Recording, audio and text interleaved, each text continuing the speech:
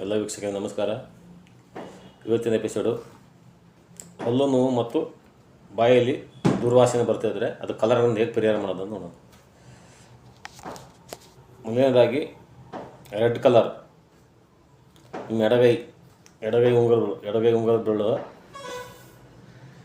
ನಿಮ್ಮ ಎಡಗೈಯ ಉಂಗುರದ ಬೆರಳ ಊರ ಸುತ್ತ ಈ ಸುತ್ತ ಈ ಥರ ರೆಡ್ ಹಾಕ್ಬೇಕು. ಈ ರೀತಿ ಇದು ರೆಡ್ ಫಸ್ಟ್ ಕಲರ್. ಅದೇ ರೀತಿ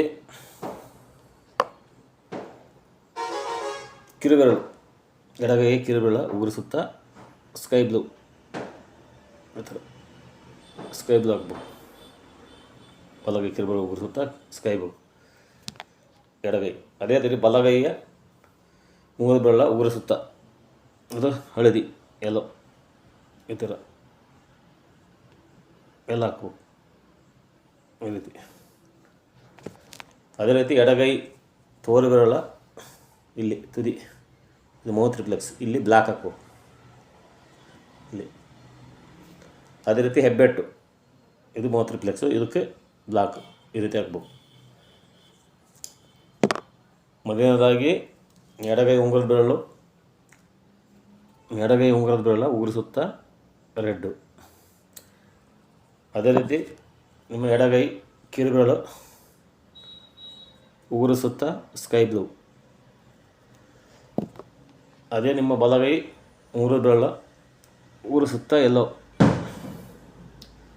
ಆ ನಂತರ ಬ್ಲ್ಯಾಕ್ ಎಡಗೈ ತೋರು ಬೆರಳ ಮೌತ್ ರಿಫ್ಲೆಕ್ಸ್ಗೆ ಬ್ಲ್ಯಾಕು, ಎಡಗೈ ಹೆಬ್ಬೆರಳ ಮೌತ್ ರಿಫ್ಲೆಕ್ಸ್ಗೆ ಬ್ಲ್ಯಾಕು.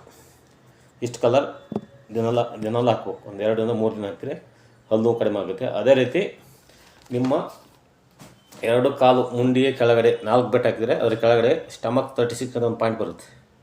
ನಿಮ್ಮ ಮೊಣಕಾಲಿಂದ 4 ಬೆಟ್ಟು ಹಾಕಿದರೆ ಕೆಳಗಡೆ ಒಂದು ಪಾಯಿಂಟ್ ಬರುತ್ತೆ ಸ್ಟಮಕ್ 36 ಅಂತ. ಆ ಪಾಯಿಂಟನ್ನು 20 ಬಾರಿ ಪ್ರೆಸ್ ಮಾಡಬೇಕು. ಈ ರೀತಿ ಹೆಬ್ಬೆಟ್ಟಲ್ಲಿ 20 ಬಾರಿ ಪ್ರೆಸ್ ಮಾಡಬೇಕು 2 ಕಾಲನ್ನು. ಒಂದು ಕಾಲು 20 ಸರಿ 2 ಕಾಲು ಮಾಡಿದರೆ ನಿಮ್ಮ ಹಲ್ಲು ನೋವು ಪೂರ್ತಿಯಾಗಿ ಕಂಪ್ಲೀಟ್ ಆಗುತ್ತೆ, ಪೂರ್ತಿಯಾಗಿ ಗುಣ ಆಗುತ್ತೆ. ಹಲ್ಲು ನೋವು ಅನ್ನೋದು ಬರೋಲ್ಲ. ಈ ವಿಡಿಯೋವನ್ನು ಎಲ್ಲ ಫ್ರೆಂಡ್ಸ್ಗಳಿಗೆ ಶೇರ್ ಮಾಡಿ, ಸಬ್ಸ್ಕ್ರೈಬ್ ಮಾಡಿ. ಎಲ್ಲರಿಗೂ ಧನ್ಯವಾದಗಳು.